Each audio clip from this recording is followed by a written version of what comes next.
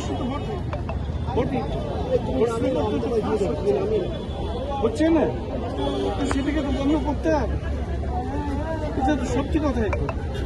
আপনারাই প্রচার করেছেন বহুবার যে প্রশ্নপত্র ফাঁস হয়েছে, এবং প্রশ্নপত্র ফাঁস হয়েছে এমনও যে ভোটে যাওয়ার মুখে, এই পরীক্ষা দিতে যাওয়ার মুখে ছেলেমেয়েরা তখনই জানতে পেরেছে যে প্রশ্নপত্র ফাঁস। একবার নয়, দুবার নয়, তিনবার নয়, অনেকবার।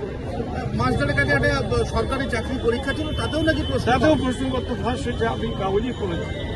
সুতরাং প্রশ্নপত্র ফাঁস হচ্ছে, তার কারণ হচ্ছে একটাই, যে যারা প্রশ্ন করছে হয় তারা সঠিক নন, অথবা যারা ছাপছেন তারা সঠিক নন, অথবা যারা পরীক্ষা নিচ্ছেন তারা সঠিক। অর্থাৎ এক কথায় বলতে গেলে যারা সব ব্যাপারটা নিয়ন্ত্রণ করছে সেখানে ঘোড়ায় গলন। রাজ্য সরকার তো বারবার ধরে বলছে এবং কমিটি গঠন করে তো কোনো লাভ হচ্ছে না। কমিটি গঠন করার পর কি লাভ হয়েছে বলুন? কোনো লাভ তো হয়নি।